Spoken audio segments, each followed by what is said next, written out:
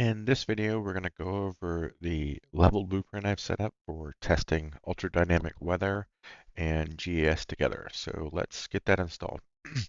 First, you need to go over to Blueprint UE, and I'll leave the link in the description, and grab the GES UDS level blueprint.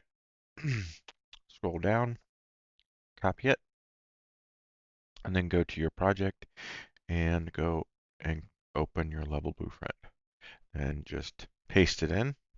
And then you need to create some variables. You look here, it says right click and choose create variable, save and compile. So just right click on these, create variable.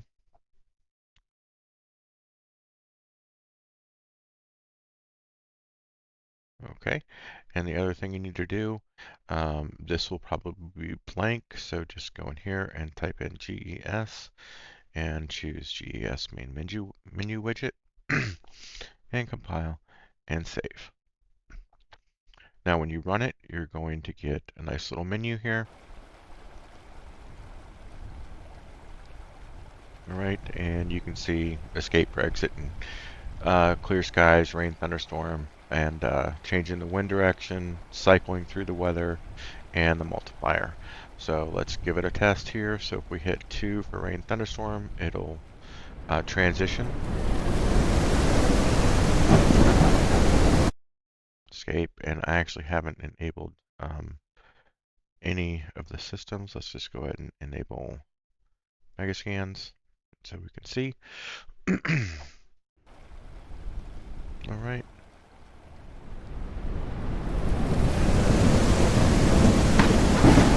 There you go. All right, let's change the multiplier. So we want to do a page up. We can change the multiplier and see how that's working. See, it speeds up the wind speed. By default, it's set to 1. And then wind direction, you can change the wind direction. Okay, so let's take a look at the actual level blueprint and see what's in there. Okay, so we just got some key presses and we're changing the weather. So, key press 1, we're basically grabbing the UDW, and that's created up here where we just basically get active class, ultradynamic sky, and set it to the UDW variable. For GES, we're getting that and setting it to GES. Okay, and so all we're doing is grabbing the UDW and calling the UDW function change weather. Now this GES weather transition time, that's just for testing. I mean, that's how ultradynamic weather works. So you've got a transition speed here that you can set, and if you set it to 0, it's instantaneous. And so I just got a little variable in there that I could change just for testing. All right, you can see like snow and blizzard is set to instantaneous, and you can see that these two, rain and thunderstorm, storm, and clear skies, have a transition period. Okay, and this here is just cycling through each weather preset. All right, so actually I don't even think you need this, but so let's go through this setting for wind direction. Okay, so one thing to note is that if we go to GES and go to our event graph, scroll down here, we've got the UDW event graph.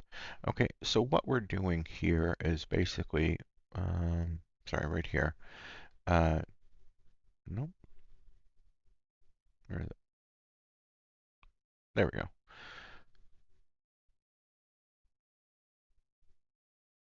Okay, where is it? Okay, sorry. Okay, so over here we've got a timer that checks for weather change. So regardless of whether you're using ultradynamic sky or sky creator or whatever, we're basically running a poll here, and here's a time interval, and we've got it set in GES as every 10th of a second. Okay, then we're basically going over and getting the current weather values for that system. So we can see we have the weather system, which is set to ultra dynamic weather. We're grabbing the local weather state and we're getting all the values for the weather, as well as the main things here are wind direction and wind intensity. And then once we get that, we are setting these variables in GES, wind direction and wind speed. These are kind of the main two variables. I mean, if you set these variables manually, it would still work. Or if you use another system, it has something different. As long as you have wind intensity and wind direction and set these variables, everything will work. So we're polling for basically a wind direction and a wind speed change all the time. So if we go back here, we don't need to actually call run GES function. Since we're polling for a wind direction change, polling for these variables to change, we can just change the variables on GES. um, and the same is true here as when we're changing weather preset, that changes the wind speed. And again, we're polling for the wind speed, so you don't need to call any kind of run function directly here. Now, for other things where we're not polling for a change in GES, like the wind strength multiplier, we're not trying to poll and see if there's a change in wind strength multiplier, it's doing it directly, then we need to call the run global environmental system. And in this case, since we're changing wind speed, we do need to set that we do have a wind speed change as true. If we're and we can set other variables within GES manually, and then we just need to call run global environmental system. And so that's pretty much it as far as the level blueprint. It's pretty simple. All right, thank you.